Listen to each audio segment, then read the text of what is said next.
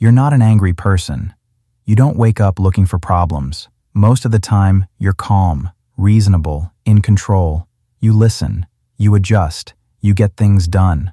But over time, small things start to get on your nerves. Someone asks the same question again. A noise won't stop. A message comes in when you're already focused. Nothing serious happened. No one really did anything wrong. Still, something inside tightens. You notice it, but you don't say anything. You tell yourself it's fine, that you're just tired, that it's not worth reacting, so you move on. But the feeling doesn't really go away. It stays in the background, quiet but present. And later, sometimes much later, it comes out. Often around the people you're closest to. That's when the confusion starts. Why do small things bother you so much? Why does your patience run out so quickly? Why do you feel annoyed even when you're trying to stay calm? Most people think getting annoyed easily means having a bad temper, but irritation is rarely about anger. In fact, people who get irritated often are usually the ones who hold themselves together the most. They're controlled, thoughtful, responsible. They don't like conflict. They don't like making things difficult for others. So they adapt. They stay polite. They let things slide. When something feels uncomfortable, they tell themselves it's not important. When something crosses a line, they postpone reacting. Each time, it feels manageable. But the body doesn't forget what the mind keeps dismissing. Psychologists describe this as cumulative stress. It isn't one big event that overwhelms you. It's the buildup of many small moments that never fully release. Each one on its own feels minor. Together, they quietly fill the system. Research in psychology shows that self-control has limits. When people constantly regulate their reactions, their tolerance for frustration drops. In simple terms, the more you keep yourself in check, the less patience you have left. Irritation isn't a flaw in your personality. It's a sign that your system has been carrying more than it can comfortably hold.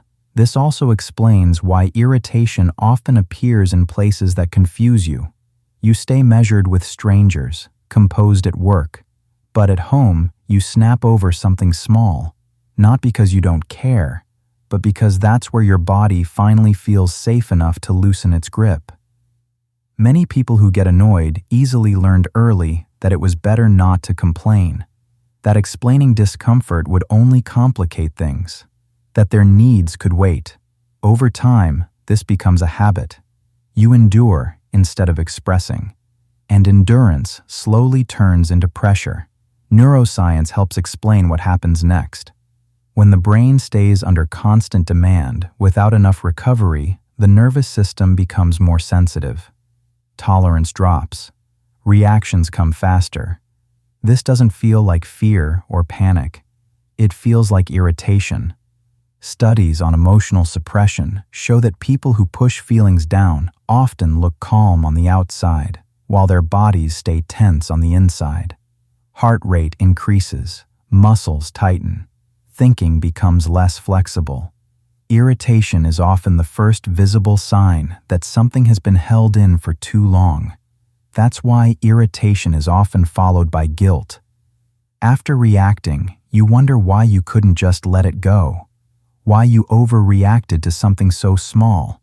But the reaction wasn't really about that moment. It was delayed. Even centuries ago, the philosopher Seneca noticed that anger rarely begins where it appears. Modern psychology agrees. Annoyance isn't the start of the problem. It's the point where the problem can no longer stay quiet. Modern life adds another layer to this.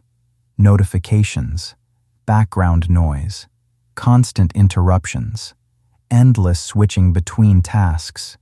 Research on attention shows that frequent interruptions wear down emotional tolerance. Even when nothing stressful is happening, the nervous system stays slightly activated. Over time, that tension shows up as irritability.